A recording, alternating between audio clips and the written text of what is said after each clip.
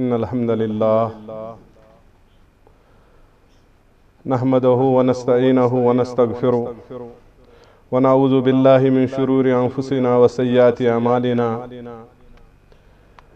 من يهده الله فلا مضل له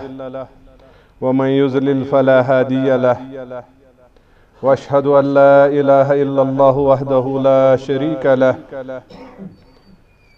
وأشهد أن محمدًا عبده ورسوله يا أيها الذين آمنوا اتقوا الله حق تقاته ولا تموتن إلا وأنتم مسلمون يا أيها الناس اتقوا ربكم الذي خلقكم من نفس واحدة وخلق منها زوجها وبث منهما رجالا كثيرا ونساء واتقوا الله الذي تساءلون به والأرحام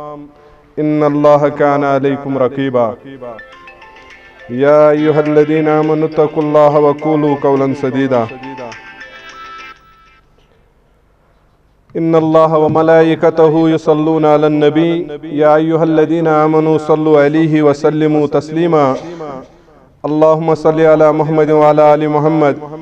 كما صليت على إبراهيم وعلى آل إبراهيم إنك حميد مجيد اللهم بارك على محمد وعلى آل محمد كما باركت على إبراهيم وعلى آل إبراهيم إنك حميد مجيد رب اشرح لي صدري ويسر لي أمري واحلل عقدة من لساني يفقهوا قولي رب زدني علما سبحانك لا علم لنا إلا ما علمتنا إنك أنت العليم الحكيم آمين يا رب العالمين.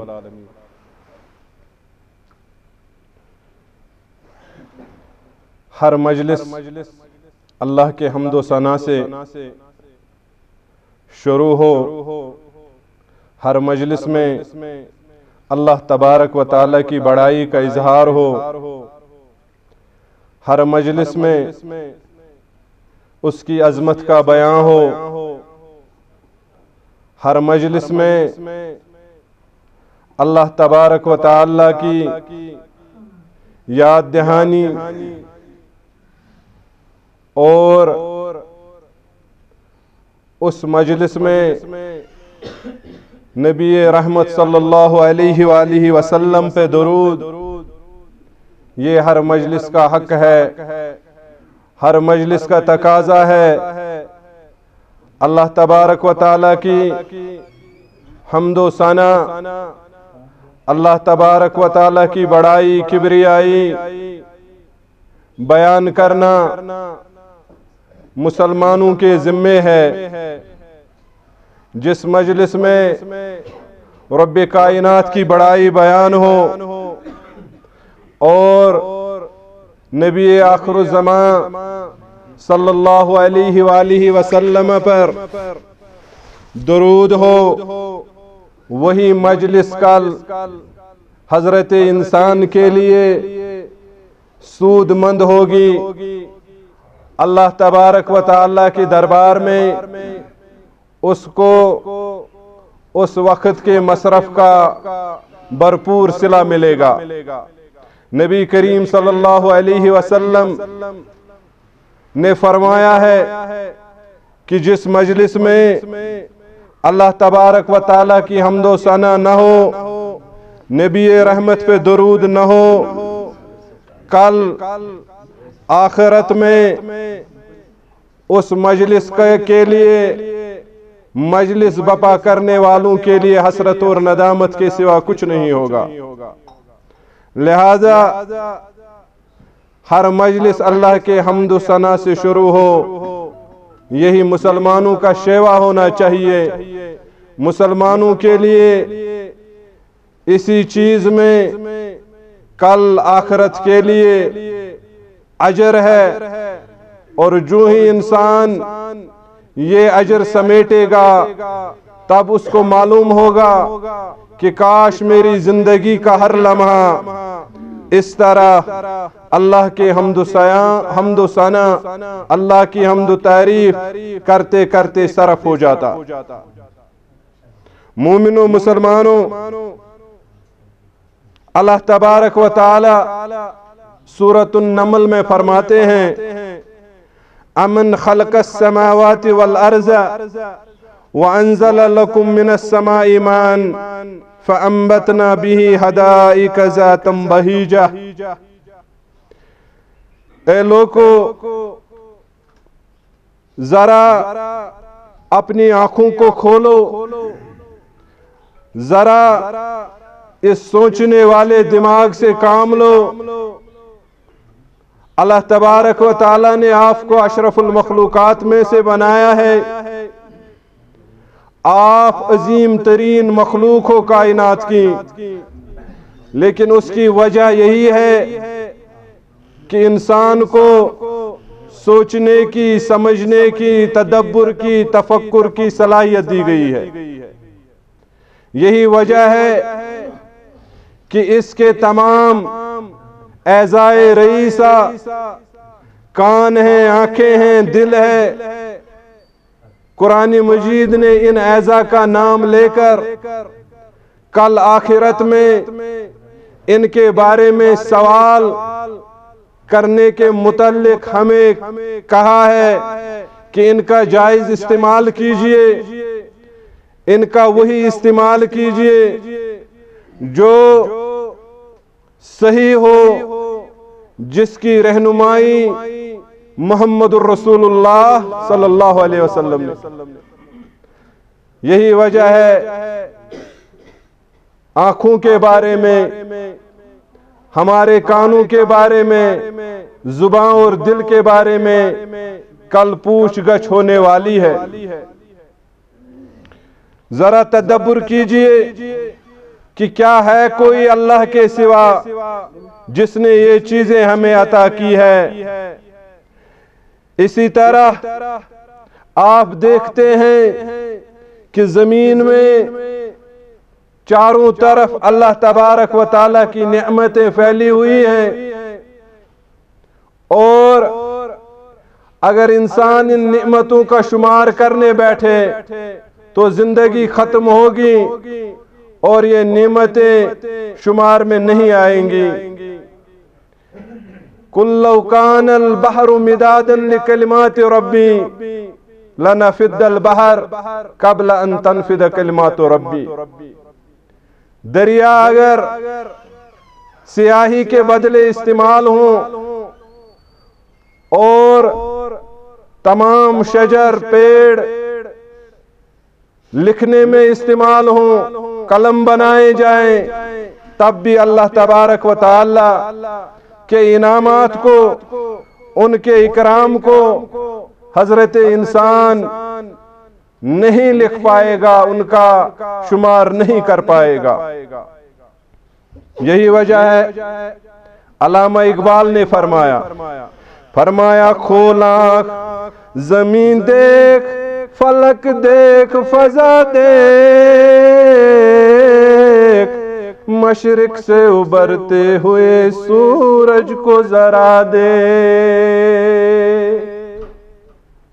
والشمس تجری لمستقر لہا ذالک تقدیر العلی العظیم۔ یہ کس کی طاقت میں ہے جو سورج کو حکم دے کہ جاؤ اور اس اناج کو، ان دانوں کو جو زمین میں دفن کیے گئے ہیں، ان کو اتنی گرماہٹ پہنچا دو تاکہ میری مخلوق اس میں سے رزق کھائے گی۔ یہ صرف اللہ رب العالمین کا کمال ہے۔ جیسے کہ میرے بھائی مشتاق صاحب بول رہے تھے کہ یہ دعوت جو ہے یہ قرآن اور سنت کی دعوت ہے، یہ ہدایت کی دعوت ہے، یہ راہ ہدایت ہے۔ اس میں چل کر آدمی جنت کا مسکن اس کو مل سکتا ہے، وہ جنت کا باسی بن سکتا ہے۔ لیکن جب انسان تدبر اور تفکر کرے، جب انسان دل میں یہ ارادہ رکھے کہ مجھے اسی راستے پہ گامزن ہونا ہے جس راستے پہ چل کر اصحاب محمد الرسول اللہ صلی اللہ علیہ وسلم کامیاب ہوئے، اور وہ اپنی کامیابی کا نعرہ اپنے دنیا سے جانے کے وقت، مرتے وقت ان کی یہی آخری بات ہوتی تھی کہ میں کامیاب ہو گیا، مجھے اللہ رب العالمین کی قسم۔ جب وہ جنگ میں شہید ہو جاتے، ان پہ زخم لگ جاتے، تو ان کی زبانوں سے یہ الفاظ نکل جاتے تھے، جب ان کی آنکھوں سے پردہ ہٹایا جاتا تھا، جب برزخی زندگی کے مناظر ان کے آنکھوں کے سامنے آ جاتے تھے، تو یہ الفاظ وہ بولتے تھے، میں اللہ کی قسم کھا کر کہتا ہوں کہ میں کامیاب ہو گیا۔ ایسے بہت سے اصحاب نے، نبی کریم کے ساتھیوں نے یہ الفاظ اپنی زبانوں سے نکالے ہیں جب وہ میدان جنگ میں لڑتے لڑتے جان دے بیٹھے۔ یہی وجہ ہے کہ انسان کو کائنات کے مطالعہ کے ساتھ ساتھ، کیونکہ کائنات ایک کھلی کتاب ہے انسانیت کے لیے، اگر اللہ تبارک و تعالی رسولوں کو نہ بھیج دے، صرف ان مظاہر کو جو کائنات میں پھیلے ہوئے ہیں، ان سے بھی، ان کو دیکھ کر بھی عقل والے لوگ اللہ تبارک و تعالی کی وحدانیت کو، اس کی قدرت کو، اس کے توحید کو، اس کے رب ہونے کو، اس کے رزاق ہونے کو، اس کے متین ہونے کو، یہ چیز وہ سمجھ جاتے، کیونکہ یہ کھلی کتاب اللہ کا جو رحم ہے، کرم ہے کائنات کے لوگوں پر، اس کمزور انسان پر اس نے عقل کے ہتھیار کے علاوہ نبیوں کو، رسولوں کو وحی دے کر بھیجا، اور اس وحی کی روشنی میں انہوں نے لوگوں کو سمجھایا کہ اصل کائنات کا جو حقیقی معبود ہے وہ حضرت اللہ جل شانہ جل ذکرہ۔ لیکن اس امت پہ رحمت ایسے برس پڑی، ایسے امڑ آئی کہ اس کائنات میں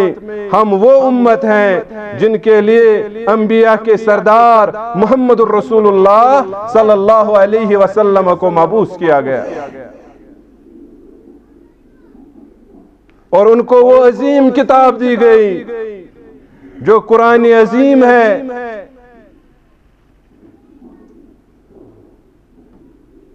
دیگر اقوام کو ان کی کتابوں کی حفاظت ان کے ذمے لگائی گئی تھی، لیکن اس امت کے بارے میں، اس امت کو جو کتاب، عظیم کتاب ملی ہے قرآن مجید کی صورت میں، اس کی حفاظت کا ذمہ خود اللہ تبارک و تعالی نے لیا ہے۔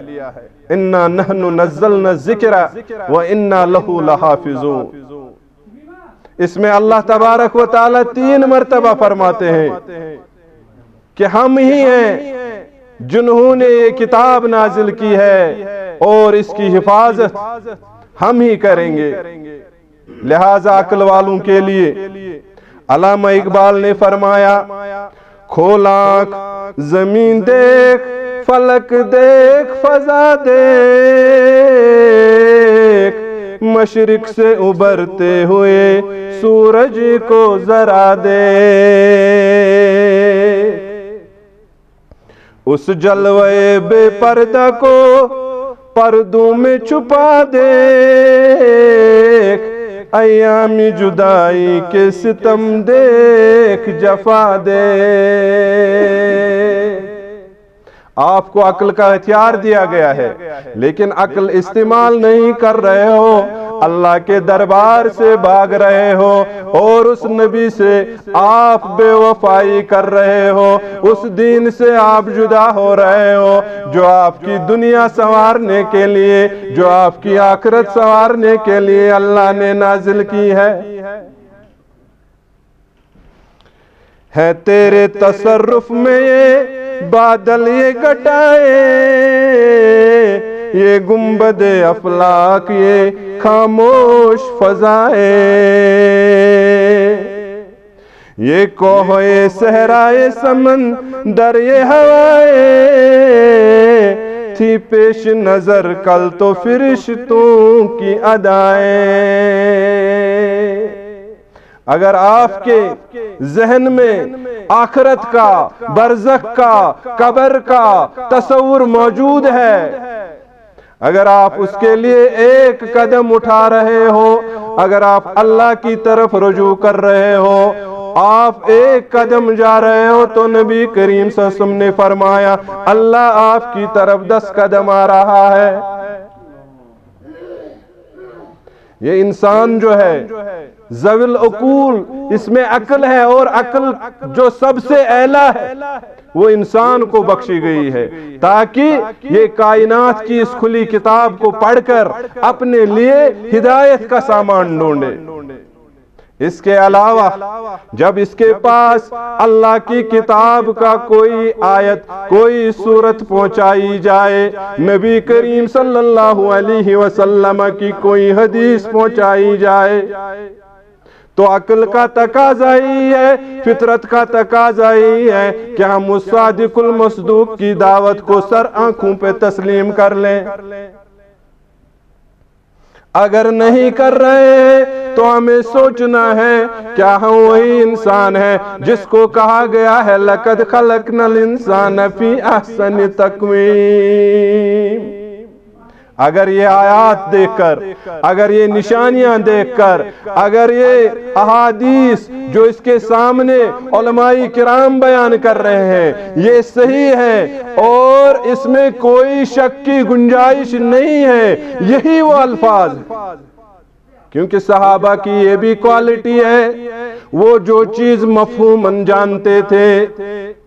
اس کو بیان نہیں کرتے تھے، یہاں تک کہ وہ وہی الفاظ نہ لیں جو زبان مبارک سے نکالے ہوں محمد الرسول اللہ صلی اللہ علیہ وسلم نے۔ ہم بہت بار سنتے ہیں کہ جابر رضی اللہ تعالی عنہ گئے ہیں، سفر کیا ہے، اونٹ لیا ہے اور مکہ سے مدینہ گئے ہیں،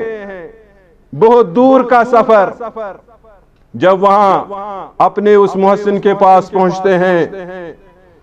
ابو موسیٰ اشعری غالباً رضی اللہ تعالیٰ عنہ ان کو کہتے ہیں میرے دوست، میں نبی کریم صلی اللہ علیہ وسلم کی یہ حدیث مفہوماً جانتا تھا، یہ الفاظ وہاں موجود ہیں، لیکن الفاظ مجھے معلوم نہیں تھے کہ نبی کریم صلی اللہ علیہ وسلم کی زبان مبارک سے کون الفاظ وارد ہوئے ہیں۔ وہ الفاظ جاننے کے لیے، وہ ایک چیز جاننے کے لیے میں نے اتنا طویل سفر کیا ہے۔ لہذا ہمارا طریقہ یہی ہونا چاہیے جو قرآن میں سے ہم تک پہنچے، احادیث مبارکہ میں سے ہم تک پہنچے، وہ ہم کو ایسے لینا ہے جیسے صحابہ رضوان اللہ تعالی علیہم اجمعین سمینا و آتانا کے قائل تھے۔ جس طریقے سے وہ سمینا و آتانا کے قائل تھے، ہمیں بھی اسی طریقے سے لینا ہے، اسی طریقے پہ لینا ہے، اسی طرح سے لینا ہے، تب جا کے ہمیں وہ چیزیں ملیں گی جن کی آس اور امید ہم لگائے بیٹھے ہیں، جن چیزوں کی، جنتوں کی، نعمتوں کی آس لگائے ہوئے ہیں۔ یہ تب ہی ممکن ہے جس طرح صحابہ نے سمینا اور آتانا کے اس حکم کو اپنایا ہے۔ کہتے ہیں کہ جب شراب کا حکم نازل ہوا، مدینہ میں ایسے شراب کو ڈھایا گیا، ضائع کیا گیا، گلیوں اور کوچوں میں جیسے سیلابی صورتحال تھی۔ یہ سمینا اور آتانا کے پیرایا ان کو اس اطاعت کا، حب نبوی کا جو جذبہ تھا، اسی جذبے کو جب ہم نہ پائیں گے تب یہ ممکن ہی نہیں کہ ہم ان نعمتوں کو پائیں گے جن کا ہم ذہنوں میں خیال رکھے ہوئے ہیں۔ لہذا میرے مسلمان بھائیوں، آج یہاں پر ایک ایسا اجلاس ہے جس میں ہم نے علماء کرام کو مدعو کیا ہے، جو دونوں علماء کرام مدینہ منورہ کے فارغ ہیں، اللہ تبارک و تعالی نے ان کو علم کی دولت سے مالا مال کیا ہے۔ ہم بھی انہی کی باتیں قال اللہ اور قال رسول اللہ صلی اللہ علیہ وسلم کے پیرائے میں سننے آئے تھے۔ یہاں پر اپنے ان گرامی قدر جو ہمارے اس تحصیل کے ذمہ داران ہیں، انہوں نے ڈائس پہ آنے کے لیے مجبور کیا، نہیں تو ہم بھی آپ ہی کی طرح سننے آئے ہیں۔ اللہ تبارک و تعالی سے یہی دعا ہے کہ وہ ہمیں اپنے اجر عظیم سے نوازے۔ اللہ تبارک و تعالی ہمیں نبی کریم صلی اللہ علیہ وسلم کا مخلص پیرو بنائے۔ ہمیں اللہ تبارک و تعالی ان تمام نعمتوں کا جو ان مجلسوں میں جس طرح نبی کریم صلی اللہ علیہ وسلم نے ہمارے لیے فرشتوں کے گھیراؤ کے بارے میں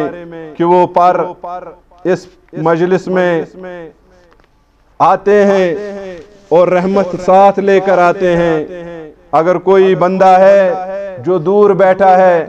اس مجلس کے کسی آدمی کے پاس اس کا کام ہے، وہ اس غرض سے نہیں آیا کہ وہ مجلس میں بیٹھے، لیکن اللہ تبارک و تعالی کی رحمت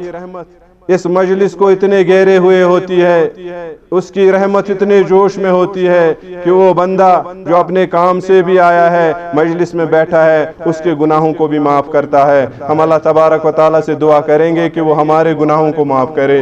ہمارے موتا جو ہیں ان کی مغفرت فرمائے، ہمارے زندہ جو ہیں ان کو اللہ تبارک و تعالی دین اسلام کی نعمت سے مالا مال کرے، ہمارے بال بچوں کو حفاظت میں رکھے، ہمیں صحت و عافیت عطا کرے۔ ہم اللہ تبارک و تعالی سے دعا کرتے ہیں کہ وہ ہماری ضروریات کو پورا کرے۔ اقول قولی ھذا واستغفر اللہ لی وسائر المسلمین من کل ذنب۔ السلام علیکم ورحمۃ اللہ وبرکاتہ۔